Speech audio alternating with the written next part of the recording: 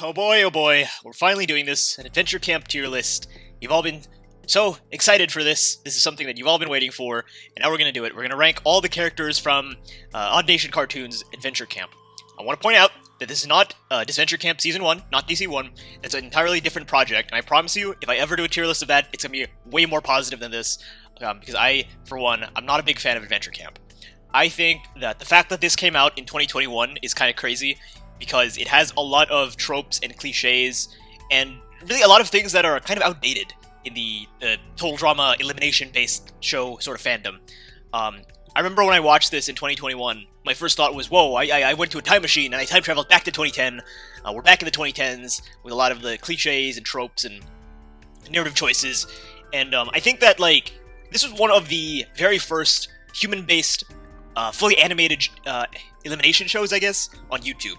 Right, like, there've been a good amount since then. I think that DC1 in particular that came out this year, 2023, is probably going to be one of the most influential going forward. I think a lot of the upcoming human-based elimination shows going forward will take heavy inspiration off of DC1. Maybe not the writing, but definitely the animation and some of the narrative choices, such as the challenges and, you know, generally staying away from total drama. However, Adventure Camp, which really was called, like, Total Drama Adventure, Total Drama Adventura even, really failed to not only differentiate itself from Total Drama, because obviously it still had the Total Drama name to it, but failed to differentiate itself from, like, early 2010s, late 2000s Total Drama, right? Whereas object shows and fanfiction had outgrown a lot of these pitfalls for the last, like, decade. Like, you'd be caught, if you made a fanfiction with these tropes, you'd be called out so badly. Maybe like the OG fans wouldn't mind, but definitely if you try to do it now, it would be like, dude, what the hell? You made this a decade too late. And to be fair, I think that some of the script and the plot points were made in 2010. I do know for a fact that the creators had several different projects that kind of used some of these characters, like Fier and Tom were kind of like artifacts that were, I guess, brought to the future, but they kind of failed to modernize. And I don't want to be a hypocrite, because I made a fanfiction where most of the story was thought of in 2015, and, you know, I've tried to, you know, modernize the chapters every now and then, but, you know, I feel like if you read it now, you'd be like, okay, this is definitely, like, an artifact from, like, 2015, you know, even though it came out in 2018, 2020, etc., etc. You know, I feel like that's kind of what's going on here, but, you know, not to toot my own horn, but whereas I try to modernize it a little bits at a time, I feel like Adventure Camp really didn't. So anyway, that's enough stalling. Let's go start the tier list. Let's go start with reverse elimination order. So we'll go from first boot to winner. Let's start with Dan. Dan is nothing. Dan is literally nothing. He has 3 lines. He's just there to be elimination fodder for Gret and to a lesser extent Tom. He does nothing. He didn't do anything wrong at all, but it's just he's not a character. I'm gonna put D for Dan. He's not even a character. Like, I don't know, I think that having a character that's just specifically elimination fodder is such, like, an old school thing, and I think that they even caught on to it by the time we reached DC2, where characters such as Oliver and Carol and Huel and Kai and Maggie, at least they stick around and make cameos in later episodes. Like, and even in their short time, they do get stuff, you know. You can debate whether that stuff is good or not, but at least they get stuff. Dan gets nothing. He gets 3 lines and he's gone. And I think when I saw that, I was like, are you kidding me? Man, I thought we outgrew it, but yeah, in Adventure Camp we didn't. We just have a guy who's just there to be there and have 3 lines and then just die. And yeah, I don't know. There's not much to say about Dan. He's literally not a character. He has a cult-like fan base now because it's so funny, because he's the first boot. I get that. It's funny. I love Dan Nation. But, like, man, Adventure Camp, it was rough. It was the most ironic humor ever, and I loved it at the time, and I still do. But, man, I mean, like, objectively speaking, Dan is nothing. Dan is literally nothing. Next up, we have Will, and I think Will's a little better than Dan, but he's also kind of there for the sole purpose of being the fodder for Fier, and we're going to talk about Fier later. But I do think that her, like, oh, she's a little girl, she can't possibly be evil, and then she is evil, and then people try to expose her, but then, oh no, they don't believe you, you know, you're delusional. It's something straight out of either a Saturday morning cartoon, you know, where it's like, oh no, the cute little, you know, I don't know, shrimp is, like, actually trying to kill everyone, but no one believes me. Gosh, I need to find evidence. or something out of SpongeBob. I think there's an episode of SpongeBob where Gary tries to expose this like little cute fish, and then SpongeBob like just does not believe him. That's kind of what it reads off as, and we already kind of had that with Mal. If I'm correct, I think that Fier was invented like 3-4 years before Mal ever hit the screen in TD All Stars. But that being said, that trope has always existed, of course. Anyway, Will is just kind of fodder for Fier, and I think the problem when you have these kinds of villains is that it really tests and really puts into question the other character's intelligence. So it's really like, how come Will just wasn't able to formulate a coherent sentence? How come the others don't believe him at all? Aren't they his friends? Like, is he really that delusional that he'll come up with such a weird story? Like, it really does take out your suspension of disbelief. And, I get it. It's whole drama. It's like a jokey cartoon show. But at the same time, it really makes the characters a lot more stupid and a lot less likable. Because obviously, if they don't have common sense, then what's the point of making them relatable? So that being said, I do think that Will is also very, very, very similar to DJ, and I'm not saying that because they're both dark-skinned. I'm saying that because he's like afraid of water, and they kind of exploit that fear to get him eliminated. And that's fine. You can have like your big guys be like afraid of stuff. That's not really a total drama cliche. That's more of a cartoon cliche where the big guy is just afraid of everything. But then when you use that fear and he can't even defend himself, it's just like okay, this is like classic, like what, Tom and Jerry, classic. I don't know, superhero cartoons in the 80s or 90s, and it's just like, oh man, I'm not a fan of it. I'm gonna put Will like above Dan in D tier. It's just like he lasts 2 episodes. We don't learn we pretty much don't learn anything about him. He's just fodder again, and I don't know. It's just very cliche fodder. If it was like interesting fodder, like I guess Yule, I guess Oliver, I guess Carol, then fine. Okay, I wouldn't call Yule fodder. He's like actually he has a role in the plot. Okay, yeah, but Oliver and Carol, they're probably fodder. That'd be fine, because at least you're trying to satirize it, you're trying to do something interesting with it. With Will and Dan, there's nothing there. Next up, we have Gabby, and I think Gabby is fine in the season. The reason I say that is because, we're three characters in, and it's already, like, they're just all cliches. Not stereotypes, because stereotypes, let's admit, there's some truth to stereotypes. We obviously all know, like, a Jeff or an Owen or a Gwen or a Heather, but, like, I'm talking about, like, stuff that you see repeated a lot in media that just becomes so tiring that when you see it, you just kind of get bored of it. I think Gabby is the fact that she has the ID in 2021 and it's treated like, oh, she's the Green Goblin, she's the bad guy, is very not good. It's very not good. We've already had, Mal for years. We've already talked about how Mal was a bad idea in terms of the disorder. We've talked about, even in Danganronpa, which, they clearly have some knowledge of that because they had the little joke in DC2 episode 8. We had Toko Fukawa. Spoilers for Danganronpa. And just to have that sort of character, like, it's fine to have that sort of character, but when you play it like she's this psychopathic evil person, it's like really harmful. And like, yeah, it's a cartoon, whatever, you don't have to dig too deep into it. But I think that trying to run with that in 2021 is definitely a bold choice. And I think that Gabby is someone who I actually didn't mind in this season, despite all the negatives I've said. I think that the fact that she got eliminated third is really, really sad, because she had this really short-lived and super, like, surface-level plot with Ellie. I think she finds like, her key or something, and then they kiss, and then that's it. And then at the end of the finale, she's like, woo, that's my girl, woo! And that's, like, pretty much all their romance. It's very quick, very short, very, like, you're kind of skipping points here. But for the most part, I think that Gabby is okay. I'm gonna put her in... I don't know, I'm trying to think. I'm gonna put her in B. No, I'm gonna put her in C. I think Gabby...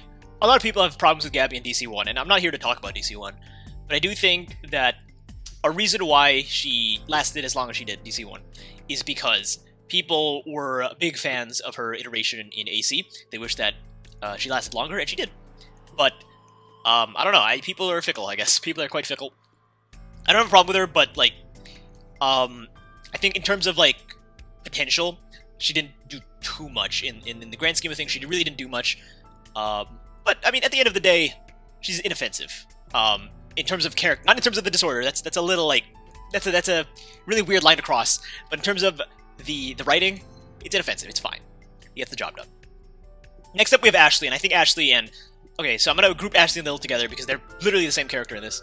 Now, granted, AC only had 1 episode in English. only the first episode was released in English, and I do think that the fact that it was in a language that I don't speak in Spanish, I may have lost some of the nuances in the voice acting, or the maybe some of the jokes didn't land as well as they could have, because again, I don't speak Spanish. I'm reading the subtitles because I don't speak the language, and to me, it came across that Ashley and Lil were just kind of the same character.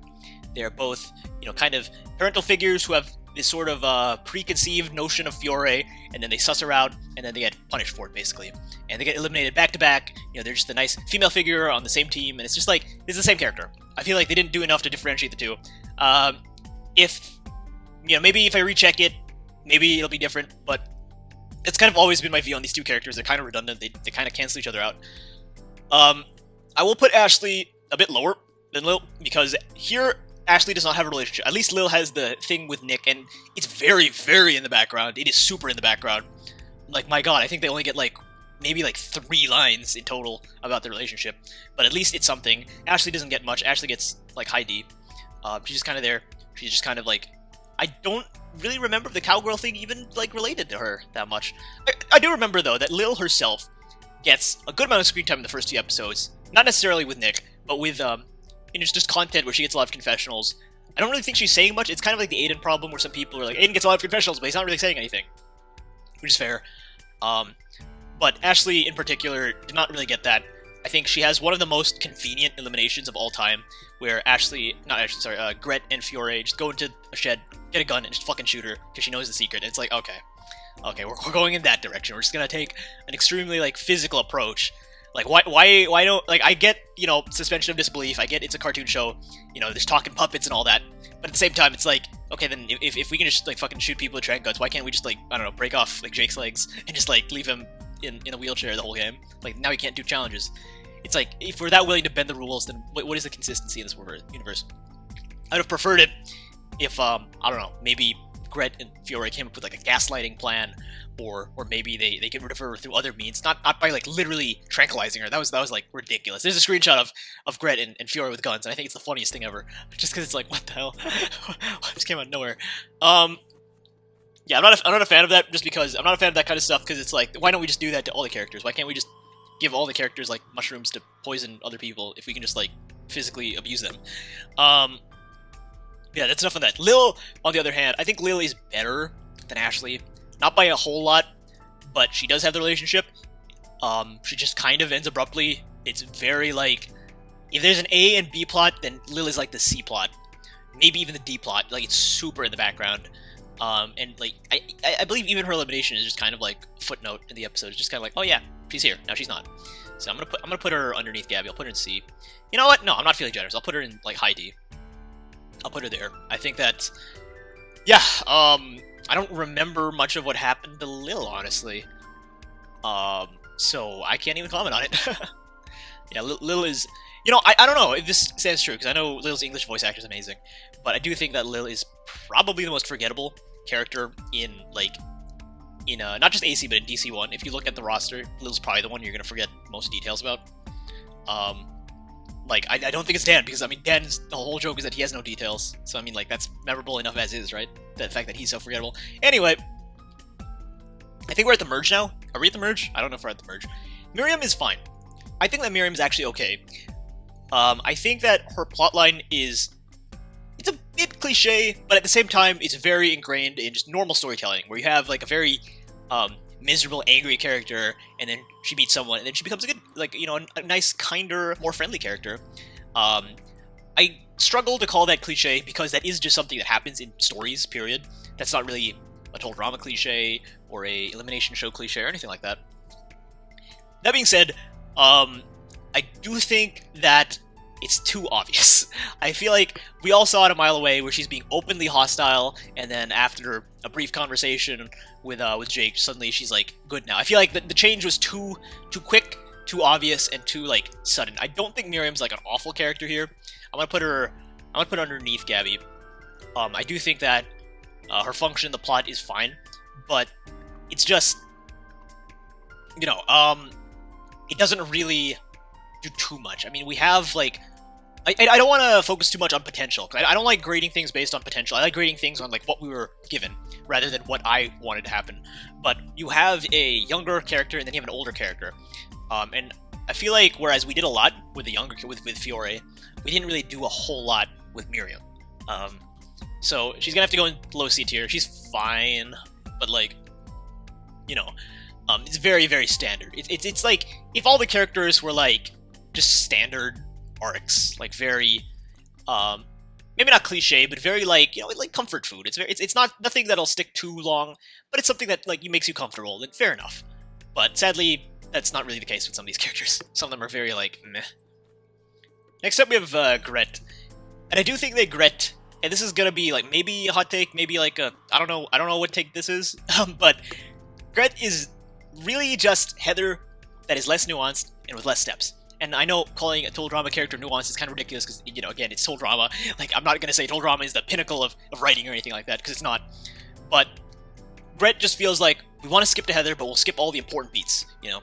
Heather hides in the shadows for, like, the first few episodes, but Gret will be exposed immediately, like, episode 1.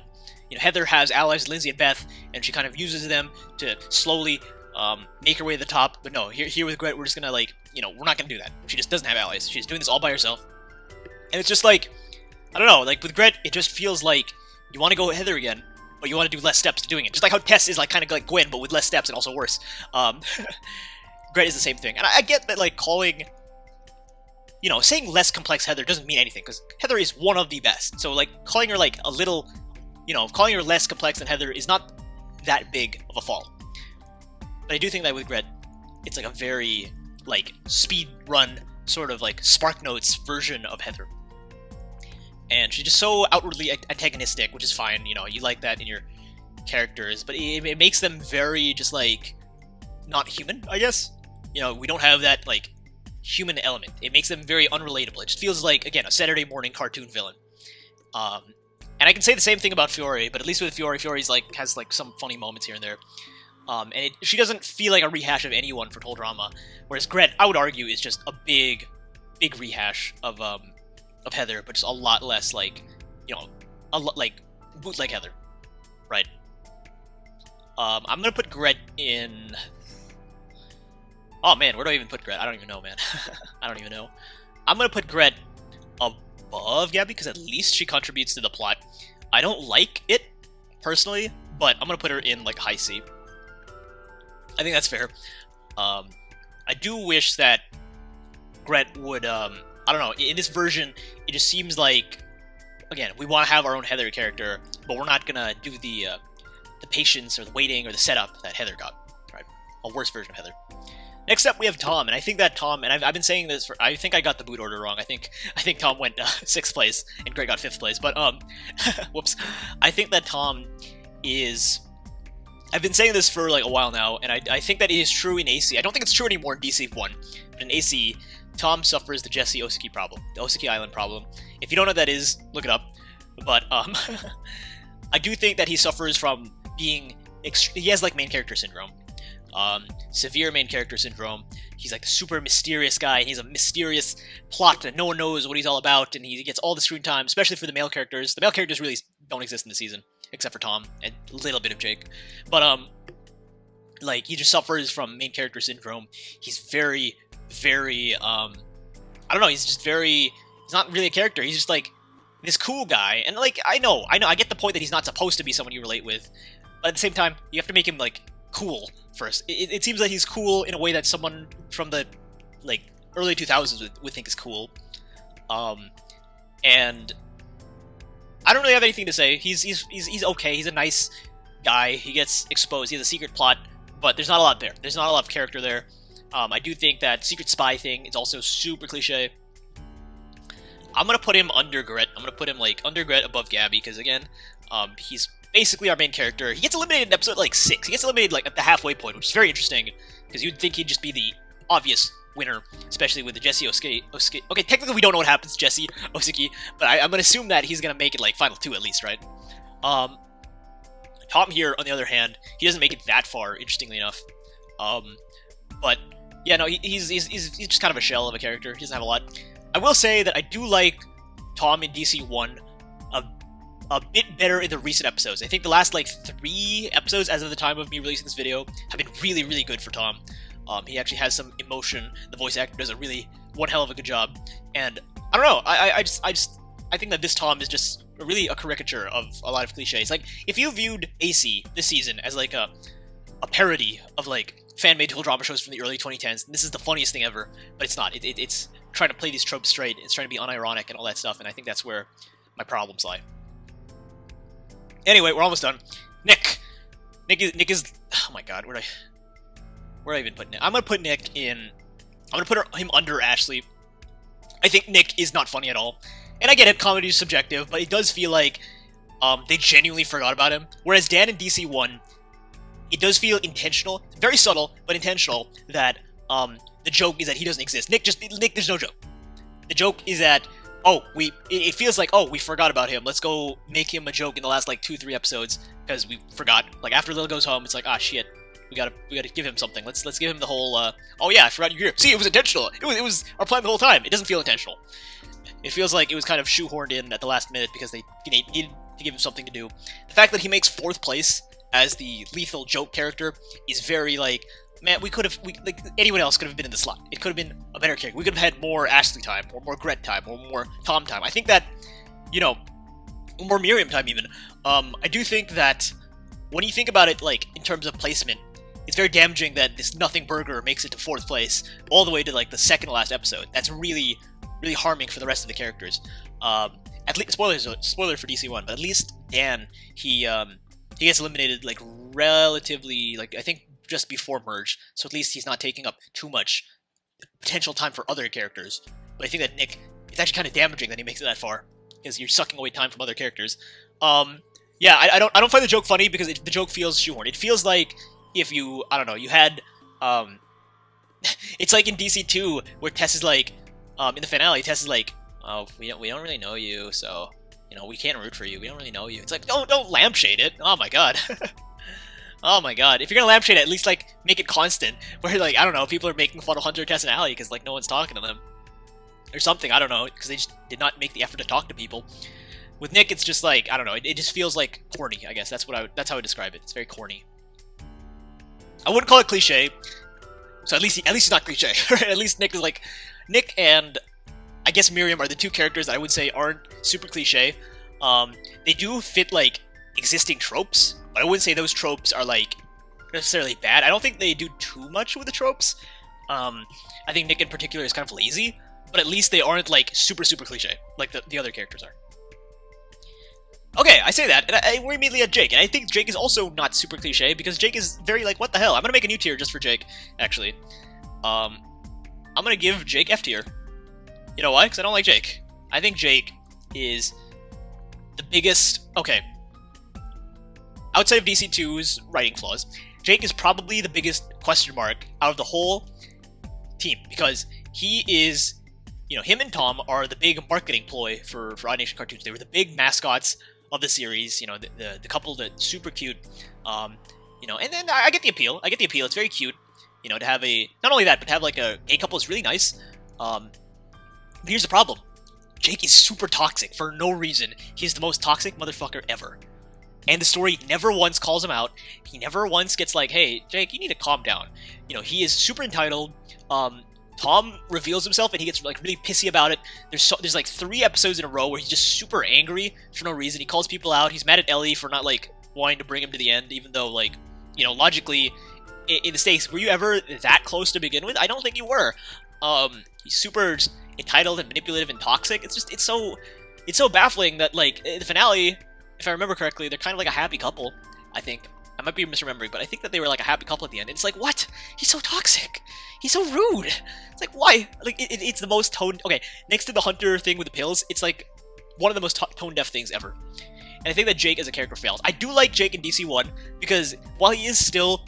There's still elements of toxicity. It is lowered because they give him a bit more of a sympathetic backstory. They also call him out here and there. So I do think that Jake in DC1 is a massive improvement. I think that as a character, Jake leaves a lot to be desired, but as a writing, in terms of the writing, he's way better. If he's good, if he's good writing in DC1, that's up to you. I'll talk about that in my own video. But Adventure Camp Jake is just, oh my god, what the hell did they do here? biggest writing fallacy I've ever seen in any of the shows, and I'm glad that we got a reboot to fix it, at least. you know, oh my god. Next we have Fier, and Fier is probably gonna be the one character in B tier. There was a point in time where people were saying, like, who's your favorite character? Oh, mine's Fier, and I'd be like, yeah, no shit, there's like no one else. Fier is the only person who feels like she's actively, like, has a brain, I guess, and again, it's very cliche, so you could, like, oh, the little girl, the unsuspecting, cute little girl is actually a bad guy, you know, and like, oh, no one will believe you if you call her out, but she's good for comedy. She's very psychopathic, which is, you know, can be very funny when, you know, obviously, little kids saying bad words is always funny. You know, she's a good source of comedy. She is, like, actively trying to do stuff and cause drama, which is interesting. I do think that, in terms of making a villain, she's not bad.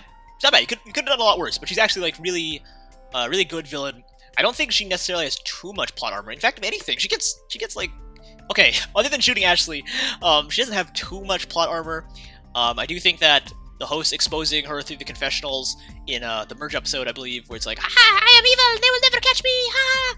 It's kind of bullshit. I wish that a character caught her and not a host, because then at least the characters would have some agency in the narrative instead of the host just kind of underwhelmingly exposing her.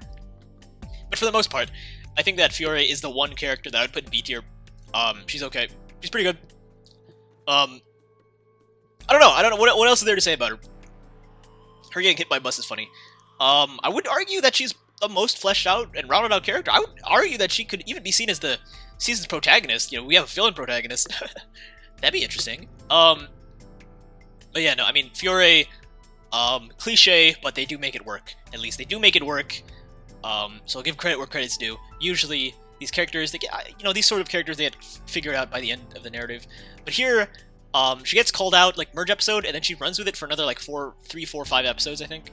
So, yeah, I mean, they kind of satirized it. They made her, like, Final 2, and even a winner in, like, the alternate version, so that's cool. But I don't know. I feel like, in the grand scheme of things, I wouldn't consider her the winner of the season, just because, you know, she's the villain.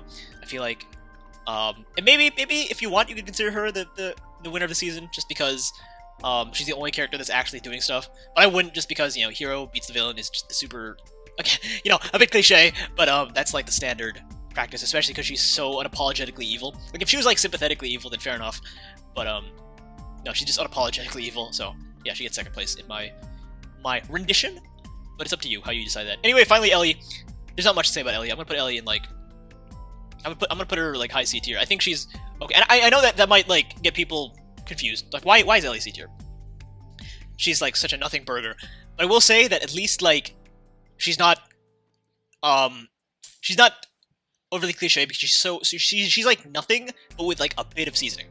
Does that make sense? Whereas the other characters are like, okay, you're just copying Heather. Okay, you're just, like, trying to do the super cool, I'm the awesome spy guy plot. You know, Ellie doesn't have a lot going for her. Sometimes you can even forget that she's here. But I think that in terms of all the craziness going on with all the toxic people, the Fiores and Jakes and Nicks of the world, and arguably even Grets of the world, it is nice to have a character that, even though she's not contributing too much, to just be like a control group, I guess, to really hone in on the fact that, wow, all these characters are kind of mean. And I'm not saying, like, being mean is a bad thing. I'm not saying that at all. But I do think that in terms of the narrative, having just a very, like, stable character who's just kind of normal is, like, a big plus for a season like this. And, you know, I do think that the way that they write their protagonist characters, their Lakes and Aidens and Toms and Ellies of the world, is kind of iffy at times, I'm gonna be honest. I don't think Ellie is bad at all. I think that, people are always like, oh, I wish Total Drama was more realistic. You know, I want more, like, realistic characters. Like TDI, and then you get a realistic character, and people are like, no, she's boring. It's like, what? And I get it. Obviously, you need multiple realistic characters. You can't just have one or two in a vacuum, and then everyone else is crazy, because then, by default, the realistic characters are going to be boring. But, like, I don't know. I don't hate Ellie. I think that Ellie is the one that, like, out of all the characters, I feel like she infuriates me the least, just because she's the least, cliche. But, again, that's because she's, like, kind of boring. But anyway, that's all for now. This is my tier list of, I made a nice, like, rocket ship, I guess, so that's cool. I mean, it could be something else, but I don't want to say what it is. Yeah, so that's my tier list of Adventure Camp. hopefully you stuck around, and hopefully you're not bothered by the negativity. I promise if I make a DC1 tier list, it's going to be way more positive than this. But yeah, for now, that's all, and I'll see you guys next time. Bye-bye.